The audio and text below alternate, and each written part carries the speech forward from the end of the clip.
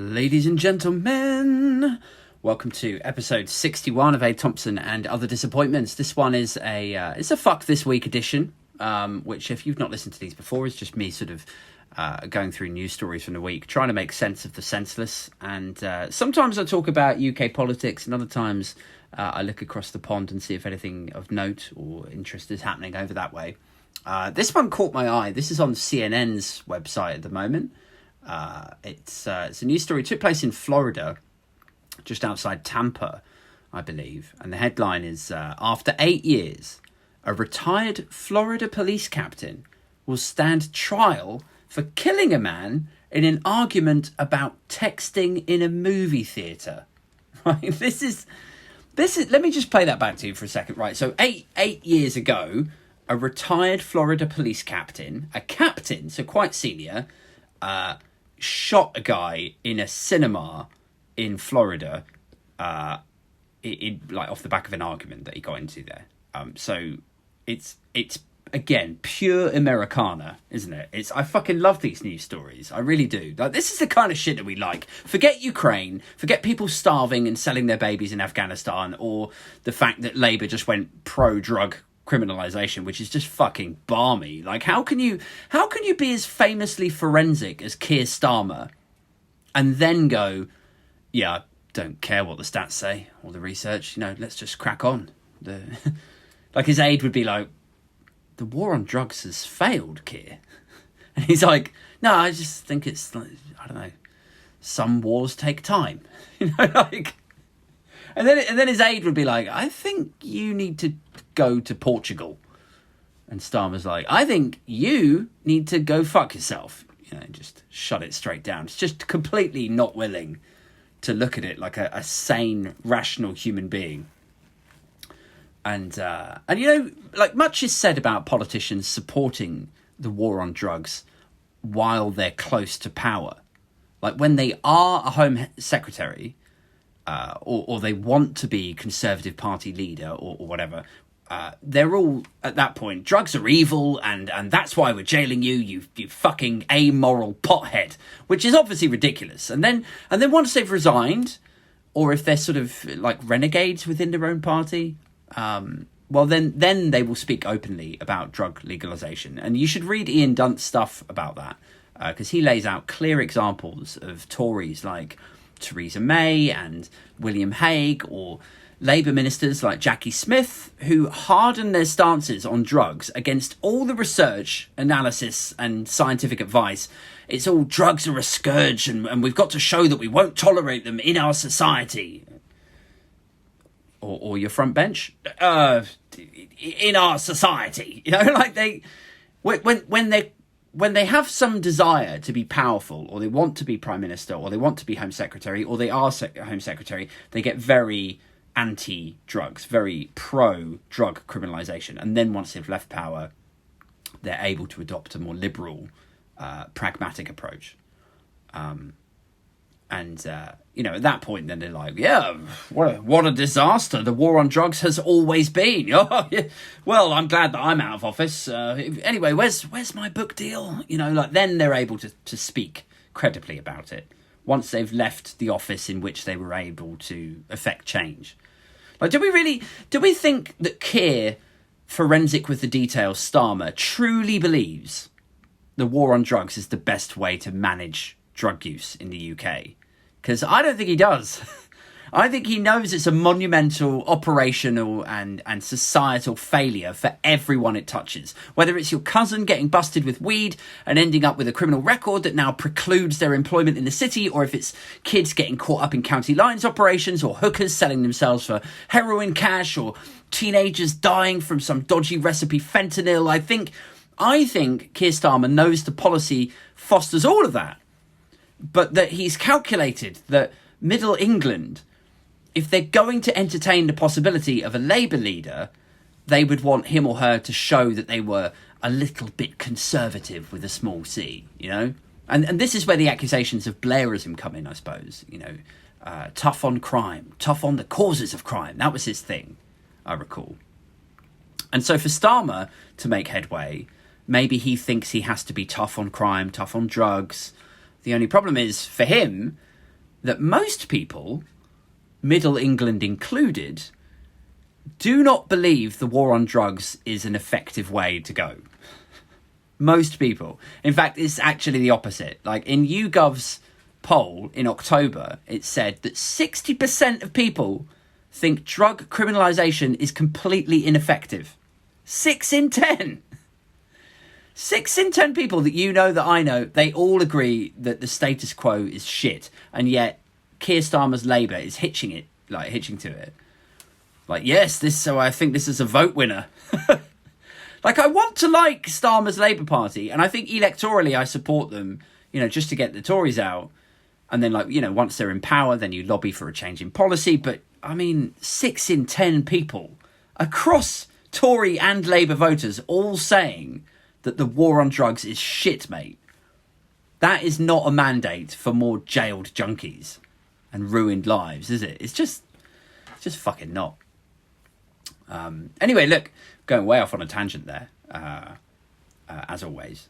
Let's get back to this story. So the headline I mentioned, after 8 years, a retired Florida police captain will stand trial for killing a man in an argument about texting in a movie theatre. It's like, I know it's not funny, it's not funny when somebody loses their life. I get that. Unless it is. Sometimes it is kind of funny. And I'm sorry to say this is one of those occasions. It says, a 79-year-old man is finally standing trial this week, 8 years after he fatally shot a man who was texting in a Florida movie theatre. I did an episode of this a few weeks back, where I took the piss out of a guy who sprayed bullets into a motel because they'd asked him to put out his cigarette indoors 3 times. Like, that was an example of the Americana nightmare that we all have to deal with in the news every other week now. Like, something stupid happens, and it's always related to this inability to manage gun ownership. My favourite ones, if you could describe a story about fatalities in those terms. Oh yeah, that's my favourite murder of them all.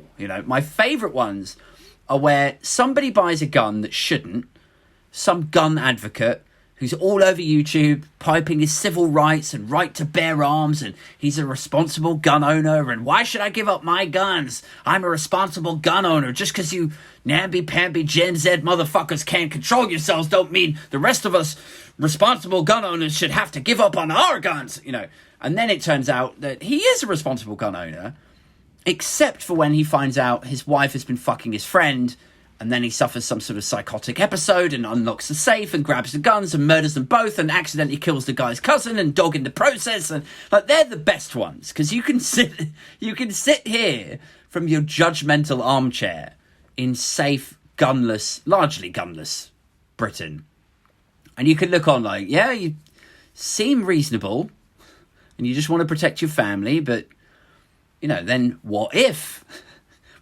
your wife fucks your son's friend Todd and you get home early from work? Are you not going to pick up the gun? Really?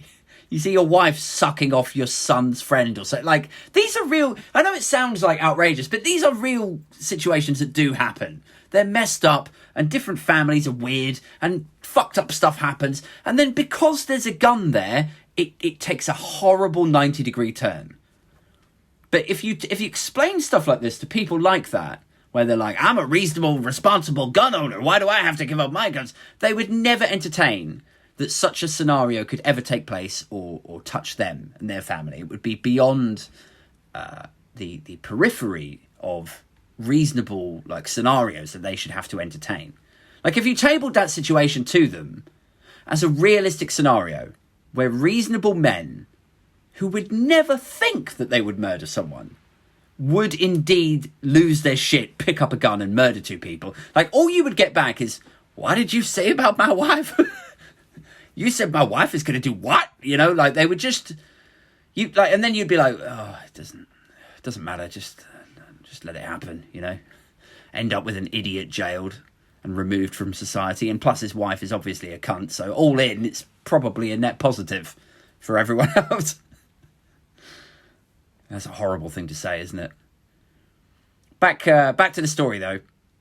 So this guy shoots a man for texting in a cinema.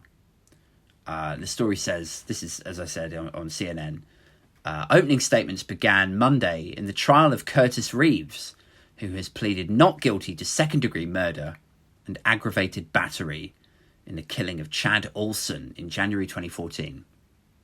It says the case garnered widespread attention at the time of the killing, in part due to the defendant's self-defense claim. Self-defense? Under Florida's controversial Stand Your Ground law.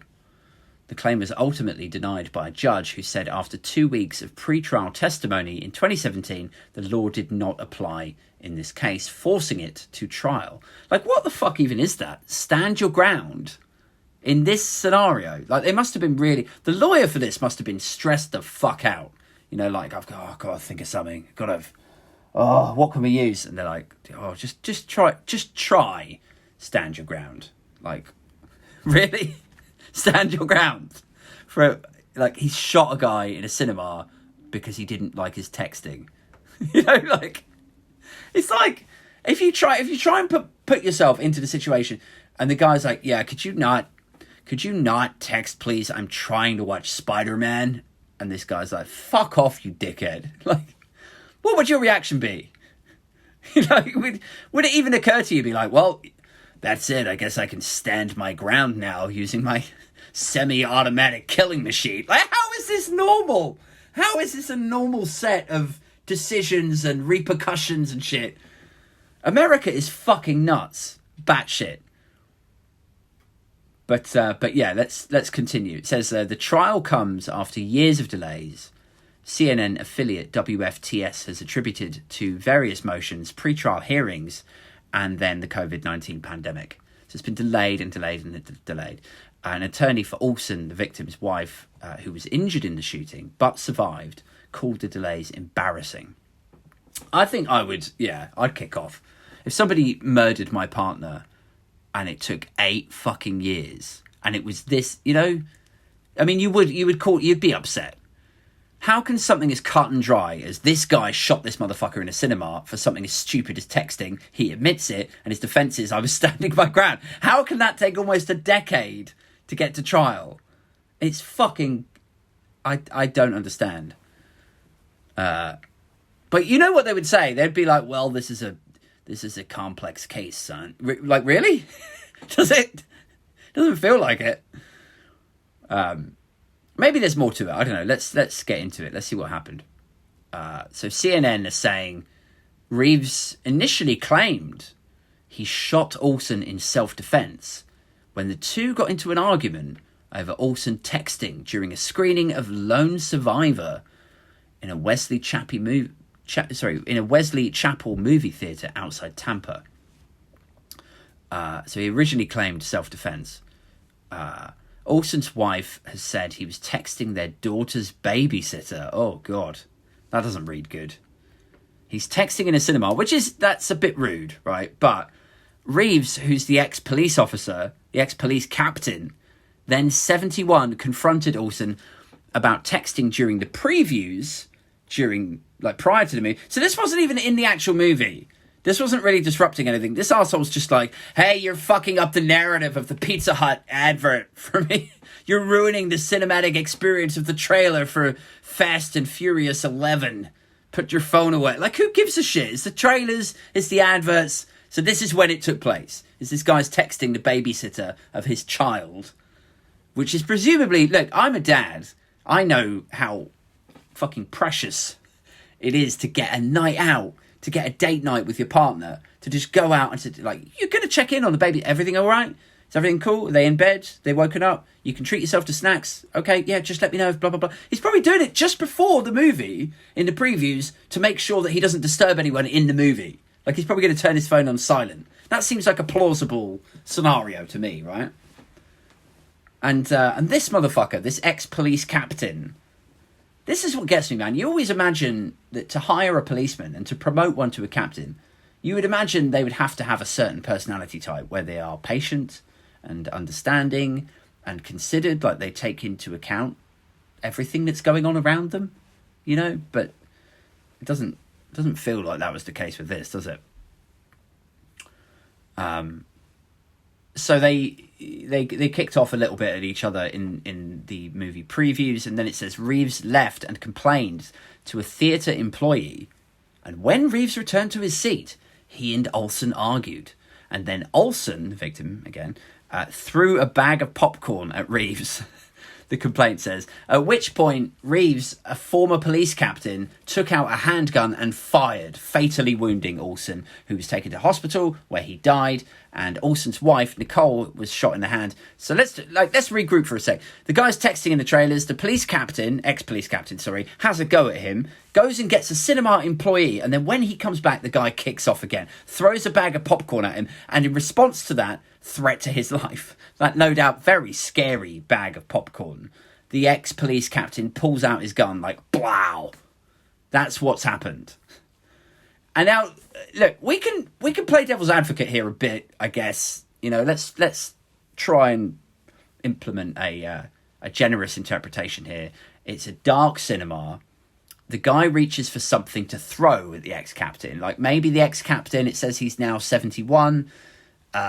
Eyesight is bad or something, mistakes the guy reaching for the popcorn or reaching for something for a weapon, and so then he goes with his gut and, you know, pap, boom, you're dead.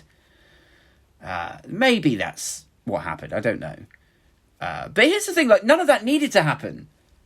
Even if his eyesight is bad, like, how are you still carrying a gun? Why are you still carrying a gun around to the cinema? You're retired. You got cataracts in both your eyes or some shit. You're like, oh, fuck it. I gotta carry my 22. I'm sure this won't end badly. You know? Where is the common sense? Where is people's, like, self-awareness with this stuff? Boom. That's it. Game over. It's like, I imagine these situations where, you know, these I think in every other facet of their life, reasonable men, probably normal, sane men get into situations like this. And it's like, pap, and then, you know, cop cars turn up and ambulances, and then they start asking him questions like, what the fuck happened? And he's like, I thought it was a gun. They're like, it was a water pistol, Curtis. He's like, but he yelled, die motherfucking pig cunt as he pulled it. They're like, he was 4 years old and the gun was bright pink. Like, how did you mistake that? I don't know. I just, you know, it's like when you put people into stressful situations and there's guns around and they're scared of the guns that are around, but they also have a gun. People make quick, stupid decisions. And this is the thing. It doesn't matter how much of a responsible gun owner you are or how few incidents you've ever, like, I've never seen any bad incidents. I've never heard of anything happening in my whole life. So that makes me a safe gun owner. It's just idiots that fuck it up for the rest of it. Like, it doesn't matter how many of those boxes you tick or don't tick. It's like, this shit can happen to you and your family and your mates any fucking day of the week. And it does happen to people every day of the week. Like, how did he go to this movie? Like, this, it's a little bit weird, a little bit left field, but do you reckon this guy just got too into the movie? Like, the idea of the movie. I know he's watching the previews, but, like, you know how you'd go dress up as Superman when you were a kid and you went to the cinema to see Superman 4? You know, you'd wear your Superman outfit, like, yeah, I'm really into I'll be Superman, you be Spider-Man, we'll go and watch Superman 4, yeah! You dress up and you go in. Like, this movie that they were watching was called Lone Survivor, which is about 3 fucking Navy SEALs sent to locate a Taliban leader set in Afghanistan. Like, did this guy just go, well, fuck it, let's get into this? You know, like a sort of shit consumer version of method acting, you know? Method acting, like, where they actually become the character for, like, a day or a week or a month before shooting, so they really commit to it. Method acting. But now this is, like, method consumerism, where, well, if I'm going to go and watch Lone Survivor, I don't see how I can do that unless I really get into character for it, you know? I imagine him getting dressed before he's, like, leave it, like, strapping guns and, like, ammo around him. Like, his poor, exhausted wife is like, where the fuck are you going, all tooled up like that? And he's like, I'm going to see the new Lone Survivor thing. I thought I'd dress up a bit. And she's like, oh, God. Fuck. Like, why Why does it have to be loaded, Curtis? Why? It's fucking... I mean, this is the shit that happens as a direct result of people saying, like, I keep it with me all times, I'm licensed, it's fine, I've got a right to protect myself, and then two idiots get into an argument because a bunch of senators take money from the NRA, so they're legislatively neutered from putting controls in. Someone has to grow up fatherless. It is so fucked. And you know what's wild is, like, I bet a healthy chunk of the people who shit their tits over big pharma, like... big corporate pharma have DC in their pocket and they're happy to harm American people. A big chunk of those same people remain willfully ignorant that big corporate NRA actually have DC in their pocket and Americans die every fucking day. And the same people are like, what? I like my gun. It's kind of like the cognitive dissonance required to adopt those same two positions is really something. Anyway, this story goes on.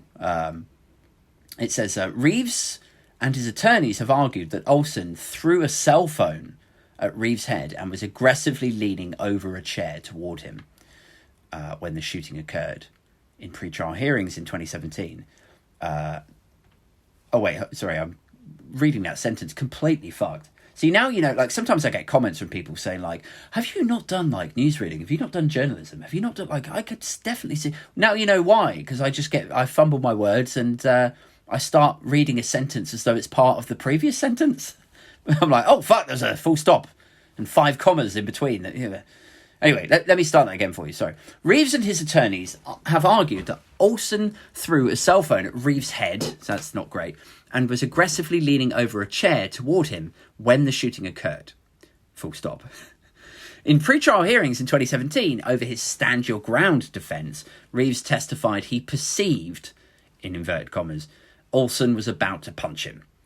And in audio that prosecutors played in the court, Reeves was talking to detectives shortly after the shooting, and he said, if I had to do it over again, it would never have happened. I wouldn't have moved, but you don't get do-overs. That's what he says. I like the fact they've said perceived there. I perceived that he was about to punch me, so I shot him. And that's it in a nutshell, isn't it? This is why I think America is so fucked. And look, I love Americans. I've met and adored many Americans in my life. But America as a sort of geopolitical entity and a domestic political entity, I think is just fucked. Like, speaking as a Brit, when we grew up watching American TV shows and American movies, it seemed like the coolest fucking place on the planet. Yeah, when I'm older, I'm going to move to America. I might become an American cop in Los Angeles. Yeah, I fucking love it. And then when you get older, you're like, I'm so glad I don't live there. That country is a fucking basket case. It's like... I don't want to disrespect anyone, because if you're patriotic about your country and you hope for it to be better and improve, then that's great. I wish you the best. But I'm just saying, like, my experience, my perception as a goddamn limey across the pond is that you could not pay me to fucking live in the United States.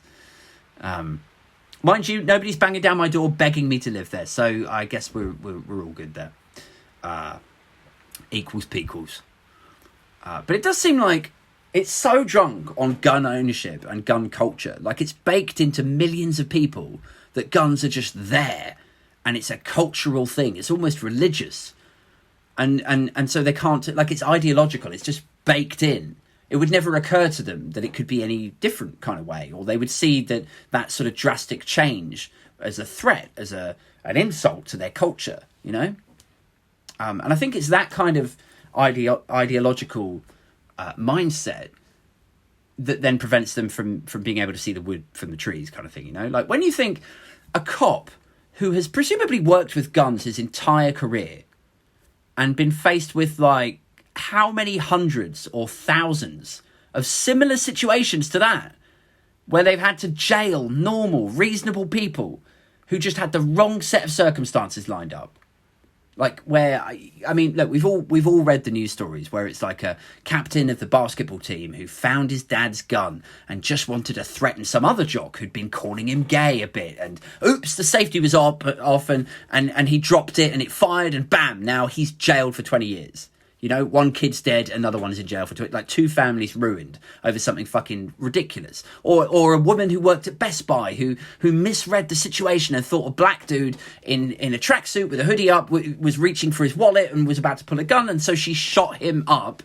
And now, again, bam, one guy dead, family mourning, ruined. She goes to jail, her family ruined. Like, it's just the wrong set of circumstances over and over again, like daily. Someone gets their fucking head blown off. And like, how many times would that police captain have seen that and experienced that? So you would think he, of all people, would be like, okay, Curtis, this feels like a tense situation, so just don't go firing off your gun. And, you know, like, be considered, be self-aware, take a minute.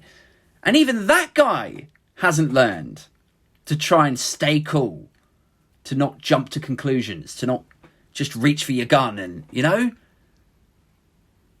And it says, like, what's that line in it? It says, Reeves testified he perceived Olsen was about to punch him. He perceived he was about to punch him. Like, so here's an interesting question.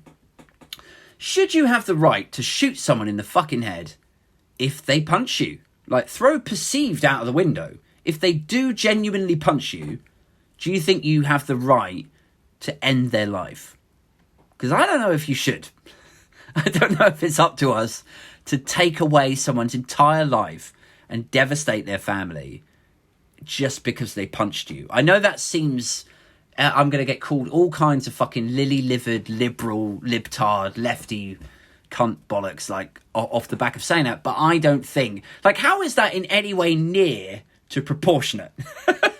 Someone punches you and you go, right, that's your life gone. Your entire life gone. Like, I could take a punch from someone and not want to shoot them. I feel quite confident saying that. I mean, that's not an invitation. It's not like, if we punch Aid in the face and give him a black eye, he won't kill us. Like, I mean, I won't kill you, but don't take that as I'll make it hurt still. I don't know. Maybe that says more about me and my self-esteem. Like, I'd take a punch and just assume that, like I don't know. Should I get deep in this? Oh, fuck it, let's just get deep. But it does, like, if you take a punch and just assume that you deserved it, like, it's like that sort of, what's that adage about, like, if you kick a dog once, he'll get angry, but if you kick a dog 100 times, he'll assume that he deserved it. It's something like that, isn't it? It's, you know, like, what would your reaction be, you, as a listener to this fucking podcast? What would your reaction be if a stranger came up to you in the street and punched you in the face? Honestly, think about that scenario. What would your reaction be if a stranger came up to you in the street and just lamped you in the face? Because I would assume I had done something bad to deserve it. I don't think that's normal, is it? I don't think that says great things about my mental health, does it? I think it's probably some sort of reflection of my self-worth. I think most people would go, hey, what the fuck? I'm going to beat the shit out of this angry, volatile man for thinking it was okay to assault me. But for me, I'd be like, which episode of my successive box sets of my life of me being a fucking piece of shit is this payback for? Like, if it, you know, like, oh, I definitely deserve this.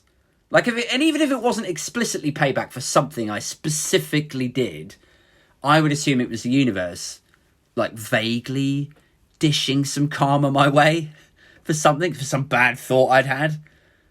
Like, what even is that? Why is that my default setting, psychologically, that I'm like, I'm just a fundamentally shit person and I deserve to be assaulted? You know, like, why? Where does that come from?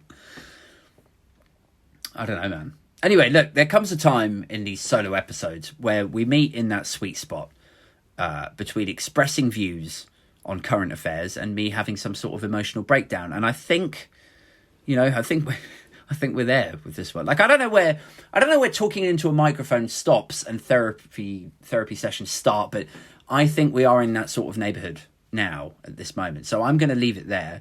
I'll just say thank you so much for listening. If you want to follow me on Twitter, I'm at Aid Thompson. The podcast has its own Twitter account, which is at Oh Shut Up Aid. Or actually, I always get confused. Is it Oh Shut Up Aid or is it at and Other Disappointments. Either way, I'm sure you can find me on there.